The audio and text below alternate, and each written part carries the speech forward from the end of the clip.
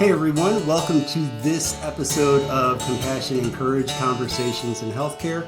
I am your host, Marcus Engel, and this is the podcast where I teach compassionate communication, provide perspective, and inspire resilience. Today I have the Hotness in the studio with me. Hi. Hello. How are you doing? I'm great. Good. Have a good day so far today? So far it's been wonderful. Wonderful. Don't change that. Okay. I'm starving. Don't mess it up. I am so hungry. I know. So you're probably going to hear my stomach churning and gurgling in the background here. I apologize to listeners and to my wife. Just don't get hangry. Hangry, yeah. I do have that tendency. Mm-hmm. I guess we all do. So last episode we talked a little bit about the drop, and we talked about how the exercise that was called the drop is one of the biggest challenges that I've had in my lifetime. Not just surviving, not just adapting to blindness, but actually physically being dropped off in an unknown location and having to find my way back. So in the last episode, I explained kind of how that happens and how you learn the city, you learn the bus stops, you learn how the city is laid out with long blocks and short blocks and how many blocks you have to go in between bus stops, those types of things. But today we wanted to share with you a little bit more about the movie that we made about the drop. And the magic of movie making, and I'm super excited. Yeah. And so I'm going to leave the Hotness here to tell you about some of this because, quite frankly, I wrote the book. I lived the experiences. I wrote the book. I don't know anything about film or filmmaking, so I left it up to the people who have a better idea of how to do this kind of stuff than me, and that equals you. Well, you were there with us. You were on set. You went through the casting and everything with us, right? I went through part of the casting. I think I actually met the cast after they had all been selected. So we talked about how who would play you in the movie version of your life. You actually got to pick out the person that would not only play me, but play each of my parents, some of my doctors. It was so fun. We filmed in Atlanta. Yes. And Atlanta's a great place for movie making. Actually, yeah. If you are into movie making at all, you probably know that we have a great number of movies and series that have been filmed in Georgia over the last, probably 10 or 15, maybe even longer years. Georgia has really good, I don't know if it's like taxes or laws or incentives that bring a lot of filmmakers to the state of Georgia. So that's one of the reasons that we chose to do this. And we also had a few connections there. So you, how did it even start out after we got the inquiry about, hey, do you want to do this? What was the next step? We did. Martha, my sister, knew a producer there, a filmmaker there. So she contacted them and we did, I think it's called Union. Forgive me if I get some of the terms wrong. So we filmed that way we filmed in red, which was the quality way to do it at the time. So please watch it and read the credits because these people were phenomenal. Yeah, and again, if you want to see the film, you can go to thedropmovie.com. I had to think that was somewhat of a challenge, knowing me and knowing the story as you do. That had to be a challenge to say, is this person, quote unquote, worthy or good enough to play my spouse? If I had to pick out a person to play your life, it would be hard for me because I'd want to do it exactly right. I'd want to make the right choice. It was hard. Your character was hard to cast, but when the person who played you walked in to audition, and we had put the proper notices out with all the agencies and then posted them in the right place. But when the person who played you, that we chose to play you, walked in, it was like a no-brainer. He walked in and the director and the producer and then Martha and I, it was like we all agreed instantly. And watch the film, you will understand. He was perfect. He had nailed blindness. He looked enough like you, but It wasn't the looks as much as it was he just had nailed the mannerisms. He'd done his homework. He knew he had gone to school for acting, but he also just had the right gifting. I remember once he got the part, he told me later that he went out and blindfolded himself and tried to at least walk around the block or walk to the end of the block using a blindfold. And I think he said he actually used a broom as a cane, and just to kind of start to see, okay, what would the movements be like? What would the physical movements of someone be like if they cannot see and they're using a device like this to get around?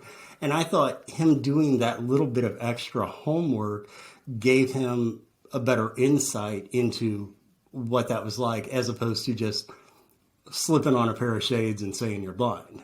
Right. He clearly had done some extra steps, and even we had a short period of time to film, and he was like in the corner asking you stuff and working with just doing the extra steps to try to get inside the skin of, what does this feel like?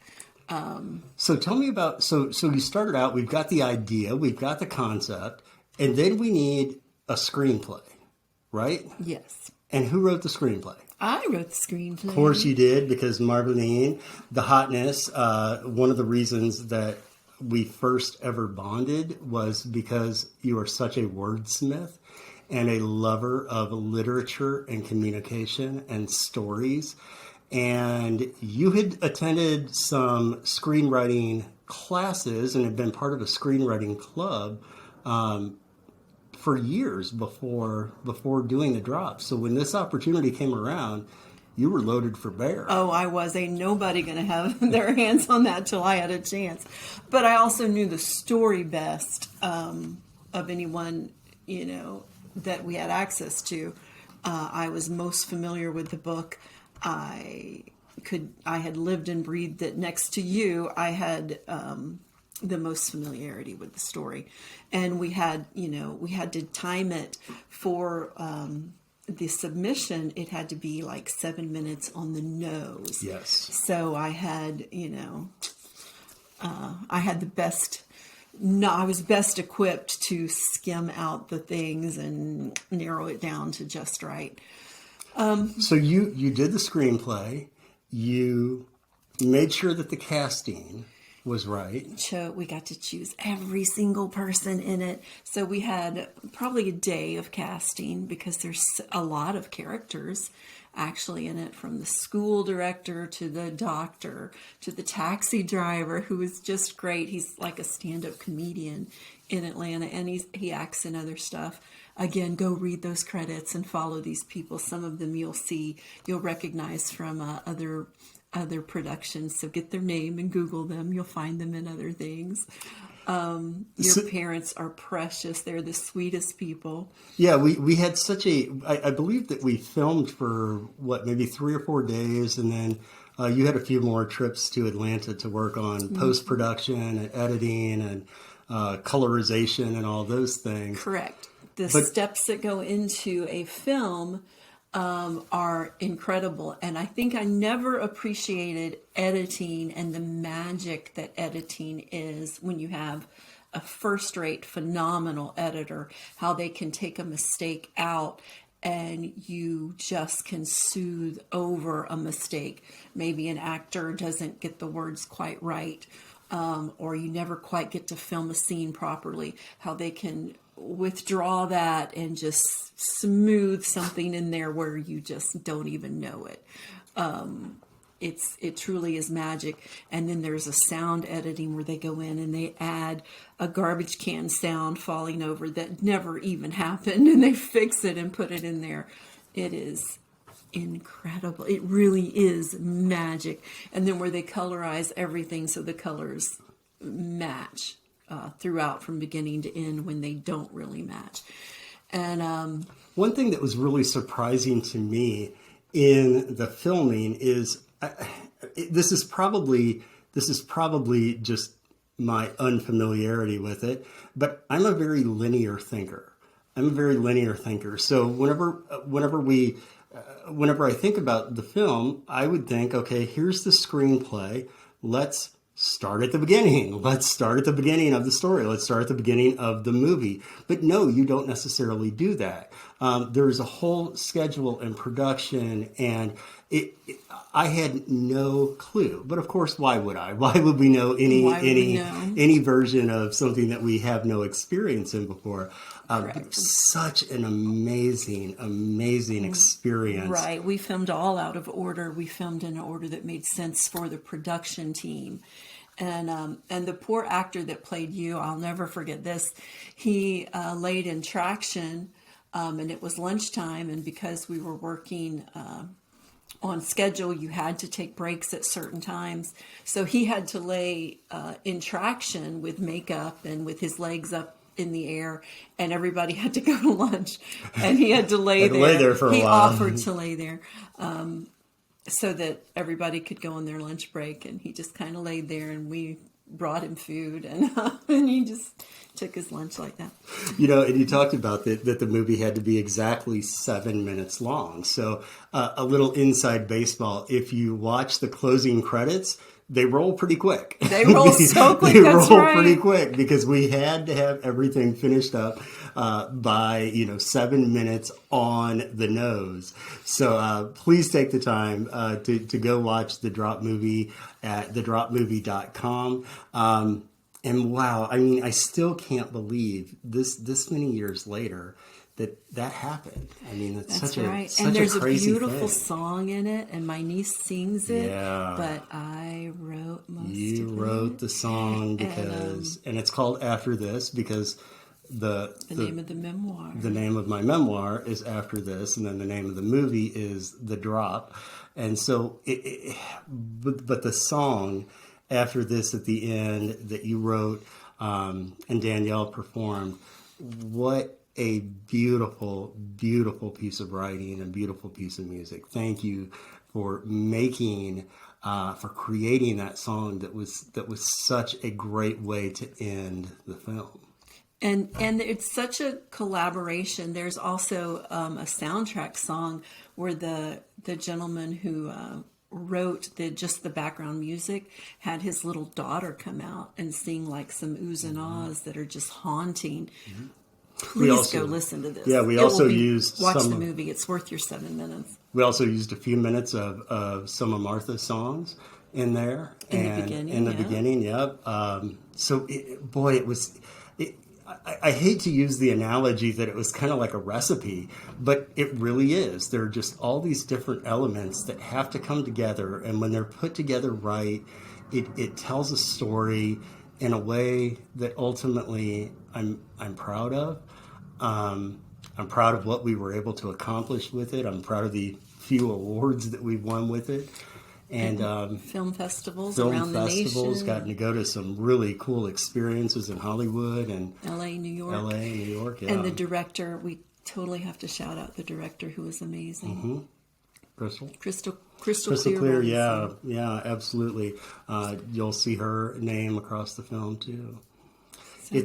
I always think it's so crazy to think that, hey, an experience happened and then other people can dramatize and fictionalize that experience. And I know that it can never be the same as the experience, but we came close. We came very, very close. And ultimately, it's something that I'm so pleased with. And I'm also so pleased that even these years later, we're still in contact with many of the people that were on the crew that day, that were part of the production. And that's something that you don't often necessarily hear about when you think about making a film, but the relationships that are built in a creative process like this are pretty amazing. Indeed. And even though we filmed in Atlanta, your experience, of course, happened in Denver. Mm-hmm. So, I mean, that is... there's fictionalize license. Things, right? There's license, but it was a beautiful thing, and not many people have a movie created about an experience, but not many people live an experience that you had. Well, Again, I think the film is worth your time to watch, and I think it really came out the way that we wanted to. And a lot of times we get the question, well, is it going to be a full-length feature? Yeah, we'd like to do that. Absolutely, we'd like to do that. There are only 24 hours in a day, and we don't have millions laying around. But if you do know somebody who really wants to support the arts and help get this into a full-length production, whether it's a series or a full-length feature film, we would love to have your contacts. But I'll just throw that in at the end. Eh? Hey, yeah. It's an appeal for sure. Appeal for professionalism, connections, and finances.